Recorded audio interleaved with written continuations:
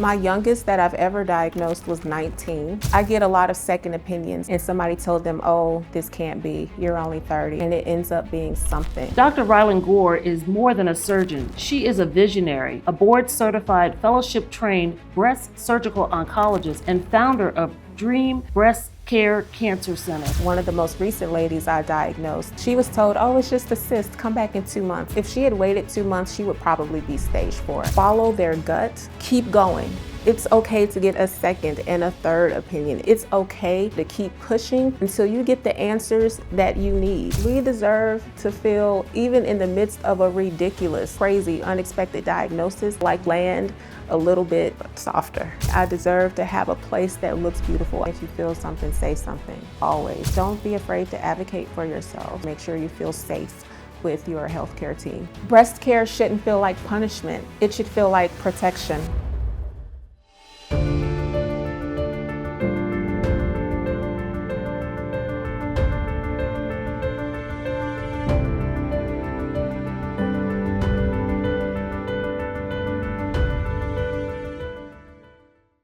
Dr. Ryland Gore is more than a surgeon. She is a visionary, a board-certified, fellowship-trained breast surgical oncologist and founder of Dream Breast Care Center in Atlanta. She is redefining what breast care looks like for Black women.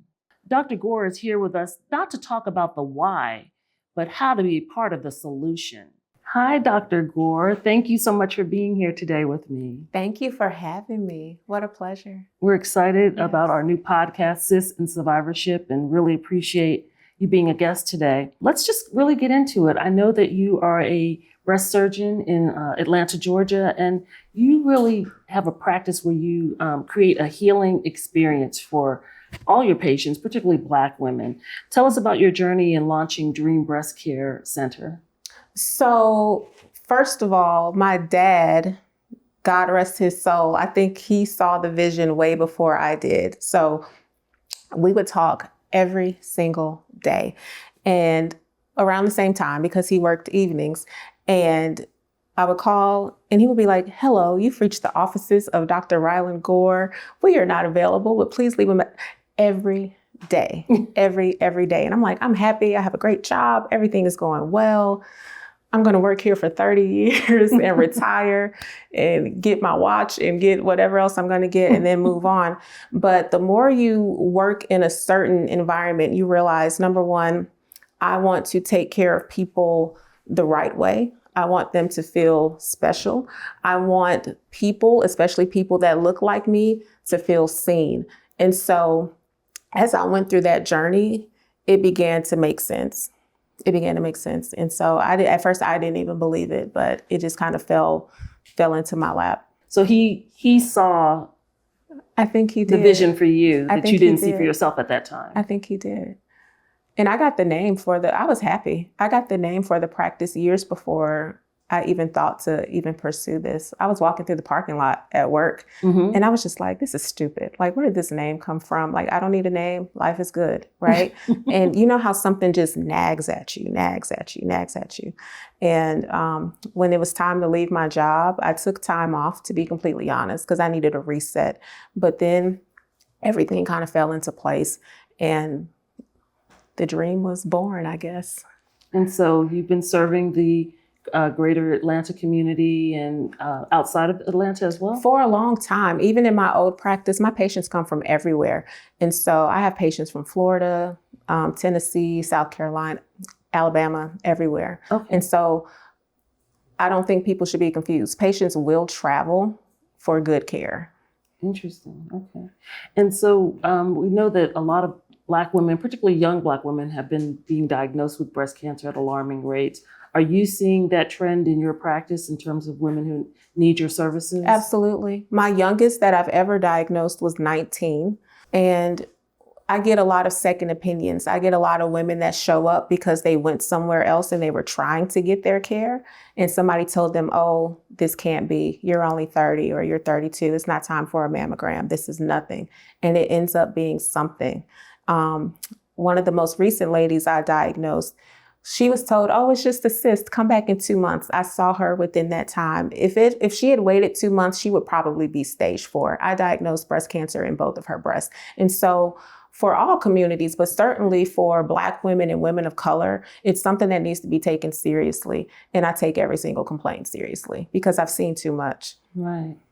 And so that's disheartening to hear firsthand that you have witnessed those young women being turned away or the gaslighting or what have you. So if you just had to look in the camera and tell someone who's not sure what to do, what would your first words of encouragement be to them? I would tell them to follow their gut, keep going. It's okay to get a second and a third opinion. It's okay to ask for help. It's okay to continue to keep pushing until you get the answers that you need. I'm so tired of patients saying, well, nobody told me, or I tried and I was pushed away. And then here we are, you're stage 3 or you're stage 4 and you're 25 years old. You have another 60, 70 years of life in front of you. You got to keep going. Keep going until you find somebody that takes you seriously. Right. I know that your practice, you also call it a luxury haven. Oh yeah, it's gorgeous. I hate to pat myself on the back. It's pretty. Yeah. And why is that? What was the thought process behind that? People are tired of showing up to these people saying they want quality care and nothing about you looks or gives the message of quality. And I think more so, again, I'm for everybody, but more so for women of color, we deserve to feel, even in the midst of a ridiculous, like crazy, unexpected diagnosis, we deserve to feel like, you know what, I can still land a little bit softer. You know what I mean? I deserve to have a place that looks beautiful. I deserve to feel some tranquility and peace, even though I know I have to go through this storm. So wouldn't you want some peace around you when you know you're about to go push through a storm? And so that was what I wanted to develop for everybody. And I'm glad that patients, when they walk through the door, they feel that. And so what have patients said to you when they come through your door? What's some of the things that you've heard? It's peaceful. Oh, I like the music. They'll say, sometimes they're afraid to say the word God. Like, I don't know, can I say the word God? But it feels like God is in here. It feels like peace. I feel like I can do this. And so that says enough. It brings a smile to my face. That's awesome. And I can tell it means a lot to you. It's part of your soul and your heart. It's genuine. Tell me about when a patient first walks through your office for care. What does that look like? What, of course, a welcoming and safe environment. But what is that process when you're, talking to someone that is already coming in fearful, particularly with a second opinion? What's that look like to you? So normally I have everything I need beforehand, their records, their imaging, whatever. And so I've already studied that and looked at it. And so every single patient that comes in, I'll tell them, okay, I know why you're here, but in your words, explain to me how you got here, what brings you here. Because I want to know what are they thinking and what are they feeling, but also what do they already understand about their diagnosis or what they've been told.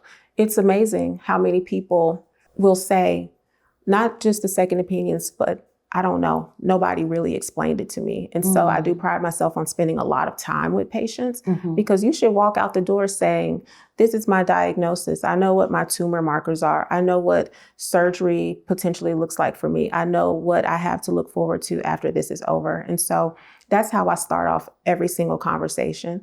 And then I make it comfortable so that the door is open for them to say how they're feeling and also ask the questions so that they get the information that they need. Some women, of course, are going to need a lumpectomy or a mastectomy. What is the process of deciding which direction surgically is needed? So if a patient needs a mastectomy and they are not a candidate for a lumpectomy, be it because the area is too extensive or they have multiple areas of cancer, I'm very upfront about that. And I think it's also important to let them know you have options when it comes to breast reconstruction and still waking up with something that appears to be a breast, something that you can be happy with. There are so many health disparities, surgical disparities, and certainly breast cancer disparities. But did you even know, like, Black women and Asian women are less likely to be offered breast reconstruction even when they need a mastectomy? And so that's something that's very important. And I ask every single patient. For the patients that want lumpectomy, I make sure they're very clear about what treatment and what breast conservation looks like afterwards, because most patients will need radiation afterwards. And I want to know, are you okay with that? Because some people don't want radiation. And if they say they don't, then maybe we need to look at other options for you. Surgery, I try to make it a team sport. I let patients know, especially if they're a candidate for either, that, A, this is not a decision you have to make today. Call me in a couple of days if you need to think about it, because some people do want to discuss with their families. And I also let them know that what you decide today, you may change your mind a year from now. So there are options. Reconstruction is covered by insurance. And so that's not something the patient needs to worry about. And I try to make that very clear. And so why do you think there's a disparity in sharing that particular option for women of color? What a loaded question. I don't know. Where are there disparities in general? Like, there's this system, right, that's been set up from jump where some people deserve things and other people don't. Why are we less likely to be offered screening mammograms? Why are we less likely to be offered screening mammograms that are read by an actual radiologist? Why are we less likely to get our results in a timely manner? Why are we less likely to be offered the right kind of surgery? Why? It's exhausting. Why are we less likely to be offered radiation? Why are we less likely to be offered the right chemotherapy regimens? And so, like, it's just there. It's just there. Yeah. It is this never-ending sea of why, even though you have all these trained people who are freaking Cape Crusaders. And so at the end of the day, I don't know why. Yeah. I don't know why. I just know that I'm very focused on being a part of the solution and making sure that I do everything in my power to ensure that every single patient is treated the way they're supposed to be treated.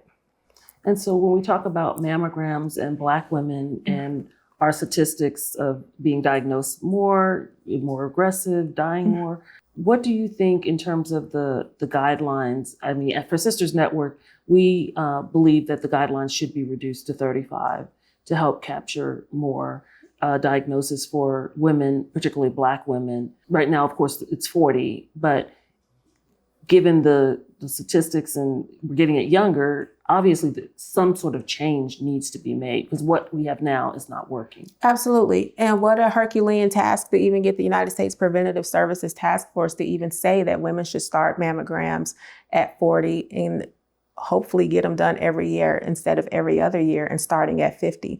And Sisters Network, y'all are already on it because American College of Radiology and the Society of Breast Imaging stated years ago, I want to say 2018, and then they put out another statement in 2020 or 2022 stating that Black women and women of color should actually start their mammograms at 35. And then a lot of people don't even know this, and It's on their websites, but start at 35 because we are more likely to be diagnosed with cancer before the age of 40 and also have a new cancer on our first mammogram.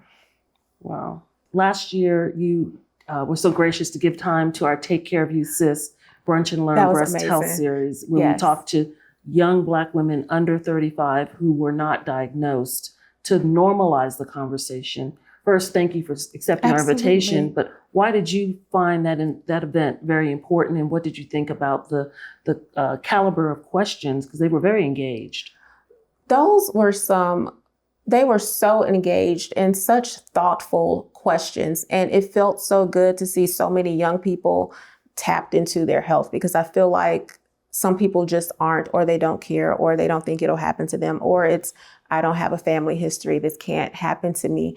And so I think with all of us seeing it happen younger and younger and younger, I think also with celebrity culture and people being more open and honest about their health in general, not just breast cancer, I think that opens the door in a good way for people to be more mindful. It was amazing to see all those beautiful young women there. They were wonderful. Absolutely. And like I said, they had some great questions. We were very fortunate to have you there to answer some of the questions. Social media is playing a big role in a lot of young women showing, particularly on TikTok, showcasing their breast journey. The young women are being very transparent. And what's your thoughts on that? I have an account on TikTok, but haven't even made my first video yet. But what I love about TikTok is that you can get information out very quickly. But the issue with social media is you can get good and bad information out very quickly, and people jump onto that. I think there's a huge push for being holistic and being natural. And so it's also disheartening to see the people who are very engaged and do their videos and do everything, people who are considered influencers. There was a recent young girl here from Atlanta, real estate, and also an influencer, who documented her journey and died alone in Bali, I believe, after getting ghosted because she ran out of money. And she chose to take a holistic approach. And, everyone's journey is their journey, but I think it's important that we have more expert voices who aren't afraid, myself included. So this is an accountability thing for me, but more expert voices that jump in so that we can also give good information and correct information about and balance it about what this journey looks like. And I even tell my own patients, you want your juices? Go for it. I don't care. Like, you want to do acupuncture? Fine. I don't care. But what we're going to do is do that in conjunction with other things that we know that work, so that let's do both. It doesn't have to be either or. And so I think also so many people are afraid of being told no, and you are only going to do this, just that patriarchal component of what medicine has been for so long, that they would rather, instead of hearing no and having to come up against somebody, they would just much rather do it their own way. And we have to fix that. That's very good. Very good. What are some of the misconceptions you hear sometimes from Black women about breast health? I'm still hearing about, the radiation is going to cause me to get a breast cancer, so I'm not going to do mammograms. I'm still hearing about deodorant causing breast cancer, bras and underwire causing breast cancer.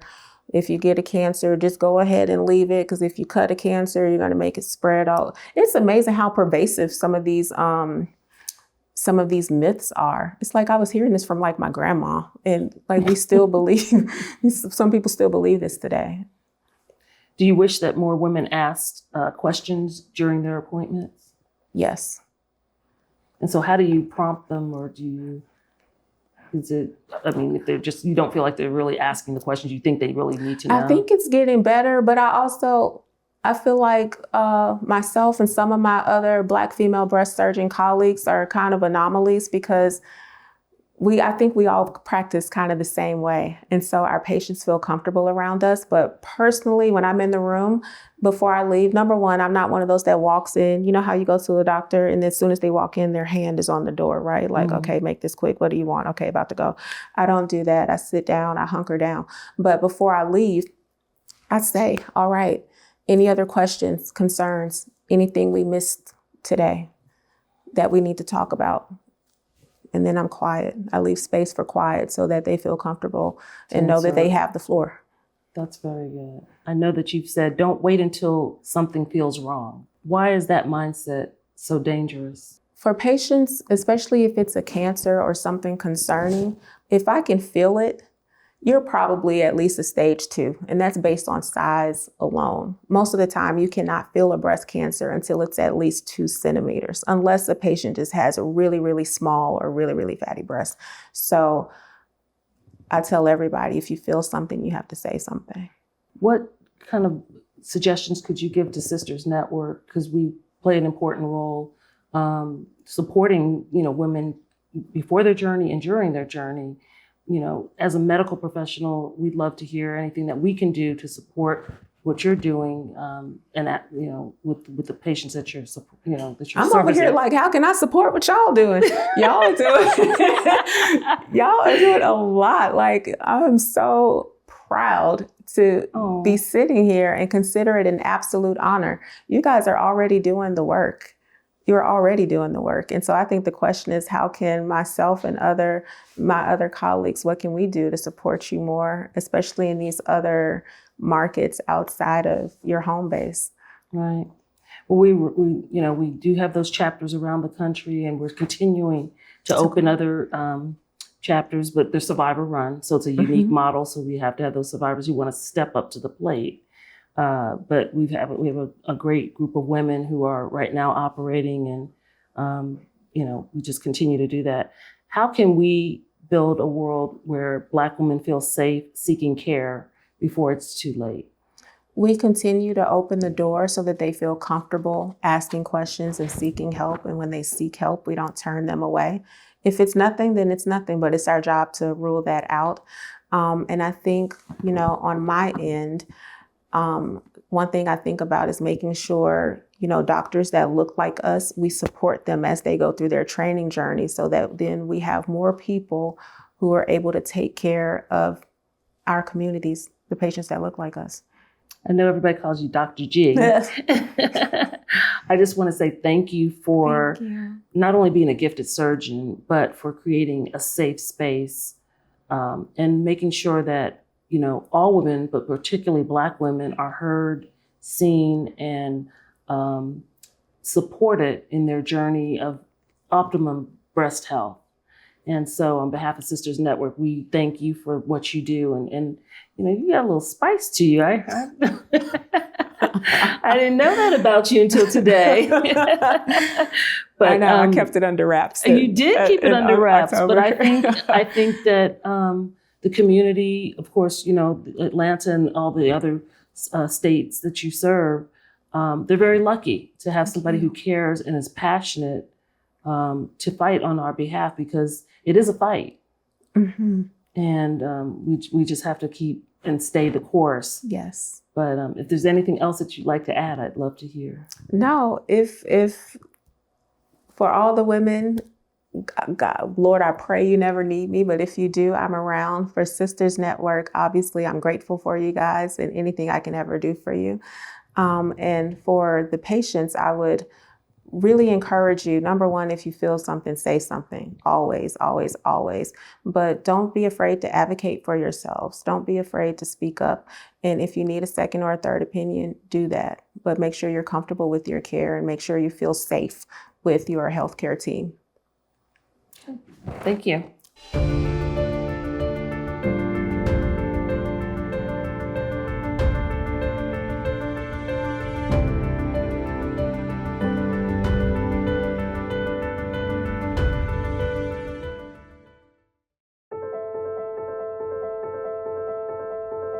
The motivation working in oncology is easy. I think we all have a family member or a friend that's affected by cancer, and you just know the toll that takes on not only that person, but their family. While I might not today be in one of those situations where I desperately need a medicine for someone I care about, millions of people are all over the world in that exact situation. Like, we are the people who make those things. No shortcuts, no compromises. We discovering, we identifying, we applying cutting-edge technologies and the methodologies in our daily work. Whether I can improve with new technology, doing something faster, I'm always trying to get better in every experiment that I'm running. I think we constantly have to be pushing those boundaries, not just so that we can stay at the forefront as a science and technology company. Being bold with ideas can really help us make breakthroughs and bring us step closer to discovering effective treatments for patients.